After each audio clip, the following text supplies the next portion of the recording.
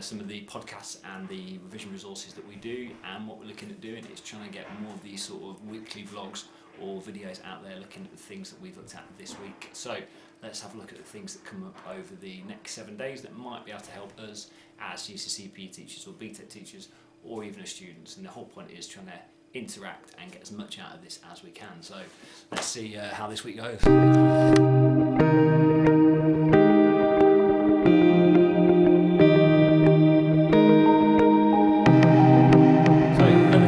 And within the GCSE PE, come up with one or two interesting points there that you guys might want to try. So looking at axes and planes of movement, which on Twitter has been a poll that we've looked at and a topic that people have seemed to be really interested in. So one of the things that we came up with today was about axes and planes, and particularly looking at planes. So lots of you have tried jelly babies, and we've looked at how things might rotate, or if I'm in my chair here and looking at trying to rotate around an axis. One thing that the girls came up with today that was really interesting in my lesson was about using your hands. So let's look at it in this way. If I have my planes of motion, we looked at, obviously we're going to divide the body into two. So if I was to get my head and divide me into a left and a right, then we're going to be in a situation where obviously the body is going to move forwards and backwards. Okay, so I've got that plane of motion, where a sagittal plane where I'm going to move forwards or I'm going to move backwards. We've also got a different plane of motion where I might have a front and a back. So again, thinking about how I'm going to move, I'm going to rotate in that situation, so on that frontal plane where I might be doing something like a cartwheel. And then the final one that I looked at, obviously, was it going from the top and a bottom, and the fact that we might rotate across like that. So think about it in a forehand in tennis. So a few things there that we might be able to use in our teaching. Let's see if you can relate to those.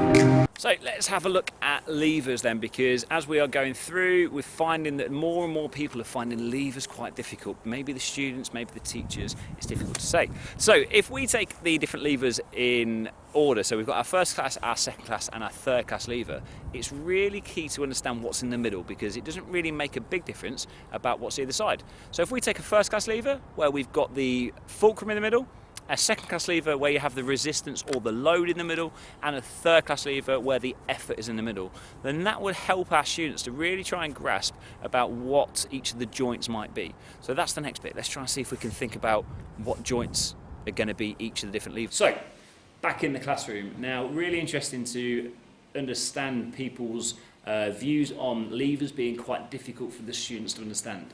And I can understand why myself, because when I've taught it, I found that the students might be good at looking at 1, 2, 3 FRE and being able to draw the lever with their triangle and the lever either side, and then whether the load or the effort is either side. Now, where the students need to be able to be better is about understanding where the sporting examples come in. So if we take the neck as the first class lever, then we've got the neck joint, which is going to be the pivot or the fulcrum. We've then got the weight of your head, which is going to be that load going downwards, and then the effort is at the back. So therefore the muscle is always the effort. The joint is always the fulcrum, and then we've got our load, which is typically kind of our body weight. Now a second class lever is the most efficient. So the second class lever is your ankle joint. Now your ankle joint is amazing because it can take all of your body weight, even on one foot. So we've got that motion where at the end we've got the fulcrum, we've got our gastrocnemius, which is going to be our effort, and then you've got the load of your entire body. Now the third class lever can be a bit tricky. And the third class lever is typically the bicep. So if we think 1, 2, 3 FRE, if we've got the effort in the middle. Now the students tend to think about the bicep as being the bicep and the elbow being a second class lever. And it's not, it's a third. So the reason is because if I take my elbow here, I've got my bicep that actually attaches that side. So therefore the effort is actually in the middle, the fulcrum's at the end, and then in my hand would be a weight. So that third class lever is the elbow joint. However, it's not always. Because if we then think about extension, it all changes around. Oh, definitely tea time. So the final part is all about mechanical advantage. So mechanical advantage is about that joint or the lever being more efficient than the other one. So if you think about the second class lever taking all of your body weight, the reason is that the effort arm is a lot longer than the load arm.